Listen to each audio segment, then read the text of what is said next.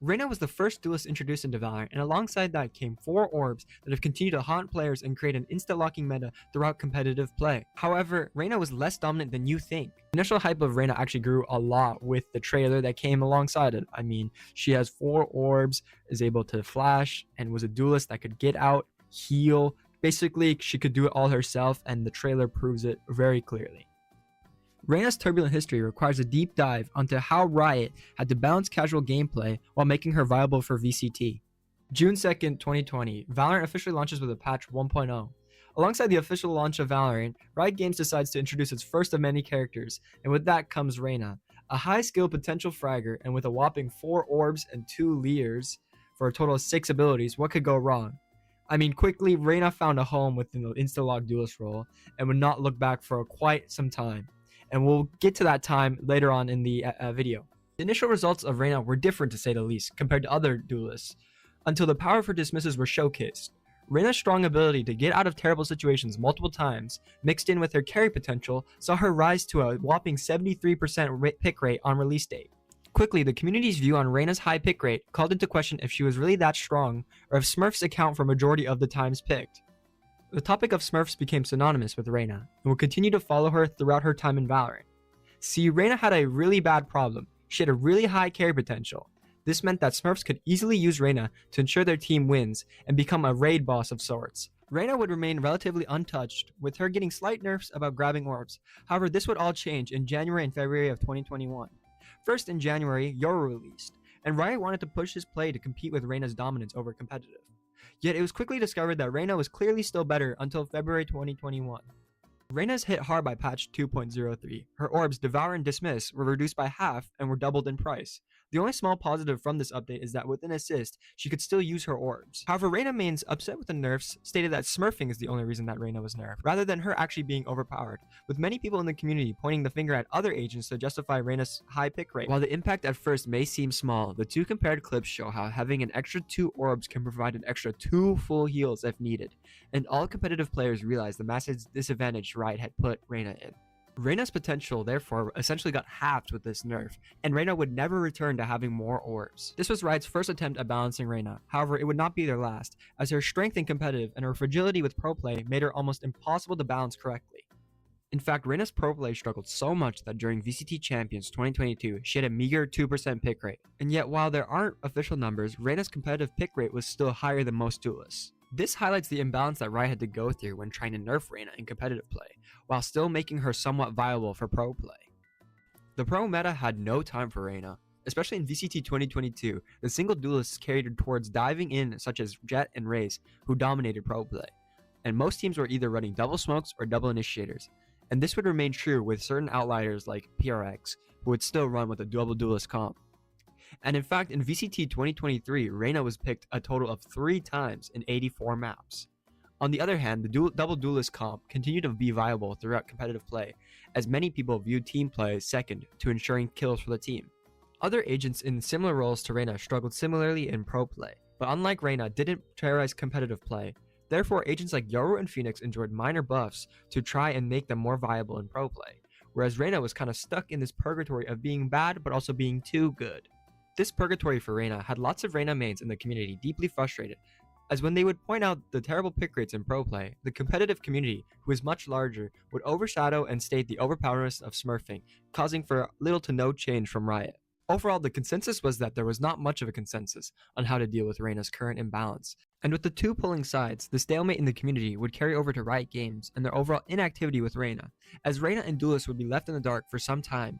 One of the newer agents discussed was Neon. Neon was the second duelist added to the game since launch, and while Riot Games still had Yoru and Reyna in an unbalanced spot, Riot decided to pivot towards a more movement duelist, and her introduction to the community was met with a lot of backlash, as it was believed that Neon would not only overshadow other duelists, but ruin movement and the game state. While Neon's backlash was loud, it still showed that Riot Games wanted to keep Valorant fresh by releasing more agents rather than balancing the ones that they had.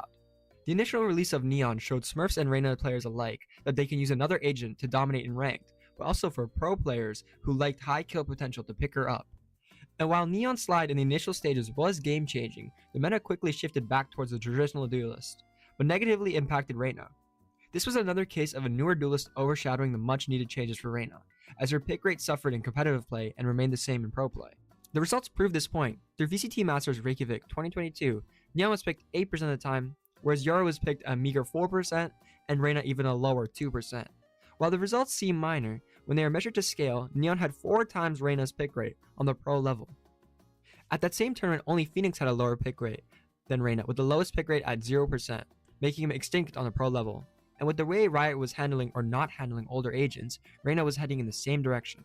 The logjam of agents pushed Reyna to the brink of extinction, and yet the community still had complaints over her overpoweredness in the ranked queue. The dark era of Reyna had officially begun. As the months passed by, nothing changed for Reyna and for those playing Reyna. Their frustrations went unheard against the noise of smurfing and insta-locking. And in fact, this dark era was pushed even harder as SMGs like the Stinger and Spectre were nerfed, as both guns were heavily related to Reyna's style of play. The essential removal of the Stinger caused a lot of harm to an already hurting agent, as it was virtually impossible to light by with a Spectre with the heavy nerf to the Stinger. The Stinger nerf consisted of the cost going up from 950 to 1100, and the damage output was significantly reduced, with the fire rate and recoil also being nerfed. As a result, the nerf sent to running gun weapons hurt Reyna more than any other agent, as her abilities suited the playstyle and allowed her to pair her relatively cheap abilities to light by and catch opponents off guard. While the community felt that these changes altered the game state over specific agents, Reyna mains understood that they were paying for the reputation given to the agent by Smurfs. Even though there was no specific mention of Reyna in these nerfs, for many Reyna players it was not sustainable to continue using her over other duelists in higher elo lobbies. The Stinger and Reyna nerfs happening at the same patch 2.03 weren't a coincidence, as Riot knew that the Stinger and Reyna pairing caused lots of complaints, with Reyna mains not purchasing with the team. The self-sustainability of Reyna plagued Riot for a while, and they wanted to stray away from a single agent who didn't have to depend on anyone. This sentiment would remain true for how Riot viewed duelists at the time, as they wanted duelists to entry. The release of ISO in October 2023 marked what would be a relatively quiet year for Reyna, coming from her nerf and the Stinger's nerf. It also meant the continuation of the dark age of little to no picks in pro play, but high pick rates in competitive. It seemed yet again that Riot had no time for rebalancing older duelists, and Reyna would stay stagnant regarding pro and competitive play. ISO's kit proved Riot's changed outlook on duelists, as ISO would have isolated fights with his ultimate ability, but still have team play abilities that focus on pushing out and taking space. With the release date of ISO, it was as though Riot was saying this is what a perfectly balanced duelist should look like, rather than the selfish smurf kill potential that Reyna possessed in the past. Importantly, Riot Games' new philosophy on duelists meant a hard reality check for Reyna, as players had to realize if changes were to come for Reyna, it would be in line with improving her team play ability rather than her personal abilities. Therefore, a dilemma formed as Reyna mains loved the selfish gameplay, but would also like to see her be balanced to compete with other agents that were newly released. In the upcoming year, Reyna would finally see a change regarding how Riot intended Reyna to now be used compared to other duelists. Riot wanted Reyna to focus less on individual carry potential and more towards a team-focused approach, as they, quote, wanted to reduce the level of dominance she can achieve in ranked, especially at low to mid ranks, while still keeping her useful in coordinated play. Reyna's domination from her abilities allowed her to depend on herself, and many fell in love with cutting out having to rely on teammates. That was presented in the trailer. It felt for many in the community that Reyna had simply lost her appeal, and yet still had Smurfs using her, regardless of the soft nerfs given to her. As a result, Riot changed each ability to fit this new updated role. Firstly, Devour's heal got reduced by half, however having no decay on the healing that was done. This change was directly focused on the smurfing potential of Reyna and reduced her potential to ace by herself. Secondly, her dismiss speed was increased as Riot wanted Reyna to get information while being able to get out. However, they also reduced her duration to make sure that she couldn't get too far from the team with her dismiss. Finally, what seems to be the only buff was a smart addition given to Reyna's ult, as Empress had an extra use for team play and entering rather than using her ult for situations that was for a 1v5 potential. The community's reaction to patch 8.11 was mixed, to say the least, as some believed that Reyna didn't need any buffs and that no time limit for her Devour was making the problem worse, not better. On the other hand, there were people in the community who viewed this patch as a nerf to Reyna and her kill potential, where some disagreed to Riot's vision for Reyna and believed that these changes wouldn't help Reyna's team and playability whatsoever. So where does this leave Reyna in the aftermath of Riot's new patch, while Reyna hits an even darker age? The team play changes to Reyna put her in a place that got rid of the 2% pick rate in pro play, as she would put up her first no-show in VCT Champions 2024. On the other hand, why has agents like Neon and Yoru enjoyed an increase in their pick rate, but Reyna decreased? The first reason is that her kit became useless even for the niche she had in pro play, as Pure X something would not touch Reyna the entire tournament. The small advantage Reyna had was gone, replaced by a passive style for an information gathering. Secondly, other duelists, specifically Neon, enjoyed buffs in the same patch that allowed her to have 2 slides and significant movement speed, which eventually played a role in EDG Kang getting MVP for his iconic Neon during 2024 VCT Champions. While I don't think Reyna was a patch away from helping a player win MVP of a major tournament, reducing the entertainment value alone of Reyna is a shame in itself. The entertainment Reyna provides on the pro scene is evidently there, as even those that hate Reyna understand that players like PRX something on Reyna is a spectacle to enjoy. Even in competitive play, Reyna took the backseat in terms of hate from the community, as Neon and other duelists continue to dominate conversation. There is a definite decrease in Reyna's overall usage, and her time in the limelight seems to have been seemingly over, regardless of her high pick rate in lower to mid elo. Therefore, the changes Riot gave to Reyna killed her identity, all while not decreasing smurfing, causing the balance changes to not have any impact. Reyna throughout 2024 would struggle with the balance changes from Riot, as her kill potential became hidden and reliant on the player's ability to pull out that potential. And yet, she would also keep the identity of a great pick to climb the ranks in competitive play, as no one at the time had a similar solo power that she still had. The changes Riot were making to Reyna, while fitting their idea of duelist, didn't realize the outcome of her being virtually extinct, similar to Phoenix previously. Whatever small niche Reyna still had was gone, as the community and Riot realized very quickly that Clove had become an unstoppable force in Valorant. You see, previous to patch 8.11, Clove would be released in March 2024, and while Clove's impact wasn't immediate, their abilities directly competed with Reyna's kit, all while being able to smoke and revive themselves. Clove would follow a similar trend in raising Reyna's pick rate and making the agent pool much deeper in Valorant. However, unlike other agents that come and go, Clove was here to stay, as she would dominate competitive play like we haven't seen since Reyna's 4 orb days. Similarly to Reyna, however, Clove struggled to be adopted on the pro stage as they opted for more traditional controllers, and still, her domination in competitive play was almost immediate, with her win rate being over 50%.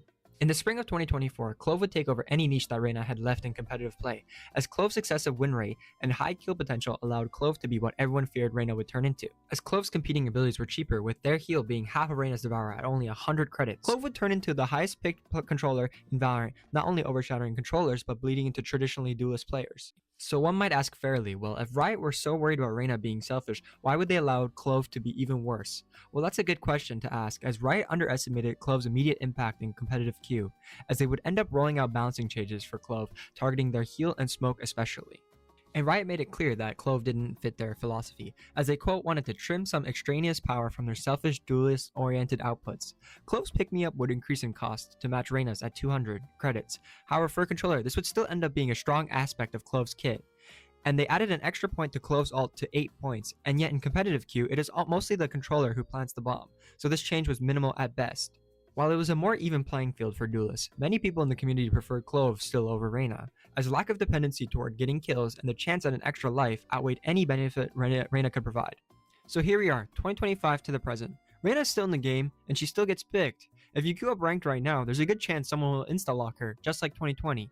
On the surface, nothing has changed, but everything has actually changed. Because the Reyna that exists in 2025 is not the same agent that broke lobbies in episode 1. The ability Reyna has are still essentially intact, but the soul of her kit, that selfish play that made her terrifying, Riot patched it out over 5 years of changes, in which nobody could agree on and nobody was fully happy with.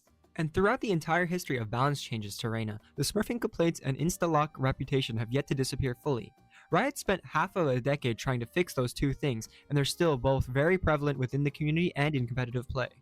The only thing that actually changed was that the agent lost her entertainment factor and vanished from pro play entirely. Reyna in 2025 would be a shell of her previous self, and the dismal results would continue, as in VCT Champions, she would put up another no-show with a 0% pick rate. With the inclusion of new agents and new metas that de-emphasize individual selfish play, even with the outlier of Clove, it is more often than not that a significant amount of Reyna players have either switched their agents or have a deeper agent pool than before. As a result, the priority of 2025 shifted towards agents that require little to no effort to take map control, whereas agents that solely rely on talent and kill potentials struggled immensely in the pro stage. So did Reyna finally lose her dominant pick rate in competitive play? Well, not quite, as the sheer entertainment value Reyna provides allows the community to carry on her legacy. Where Reyna is left behind in the pro scene, the competitive community still depends on her selfish play to either counter the opponent or single-handedly win games for their teams. The playstyle of Reyna still has a demand, even with her being a shell of herself, as long as solo queue and competitive queue exists. In February of 2026, Reyna would see yet another nerf in patch 12.02, as Riot would yet again target Reyna's high pick rate in competitive queue. Riot would this time target Reyna's Devourer, and make it so that it would end up decaying after a certain amount of time when using regular Devourer. Additionally, Reyna would see her Empress/Alt increase in orb price from 6 orbs to now 7 orbs. The continual removal of Reyna's competitive pick rate for those who perceive Reyna as her Smurf identity would end up thanking Riot for attempting to reduce her pick rate in competitive, whereas Reyna mains would try to break the preconceived notion by stating that Reyna is essentially useless now and will now be only good for Smurfs. For the community, this debate has lasted for 6 years, and clearly those who play or played Reyna understand that Riot with these changes are attempting to make Reyna completely useless. However, while for some, the new agents bring upon fresh gameplay that keeps them coming back for more, for others, especially those who have been in the Valorant community since the beginning, marks the stagnation of the agent that they fell in love with or were terrorized by. Reyna's legacy has been immortalized through the terror she struck in the community and through her insane kill potential, or even just by the simple frustration that Reyna mains lurk rather than entry with her.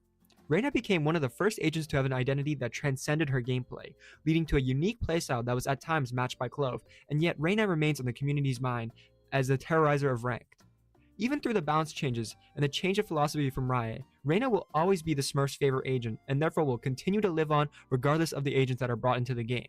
It is sad to see Reyna fall to this level, however the impact Reyna has had on Valorant as a whole has been one filled with excitement and with lots of entertaining moments and debates. While this is not the end for Reyna, it seems it is for the old selfish playstyle that made her so iconic in the first place. If you made it this far into my first YouTube video, I would like to say a huge thank you. Reyna as an agent is one that I will not be able to forget about, and one I will continue to play regardless of how good she is. I hope you guys enjoyed this video, and please like and subscribe for more content like this.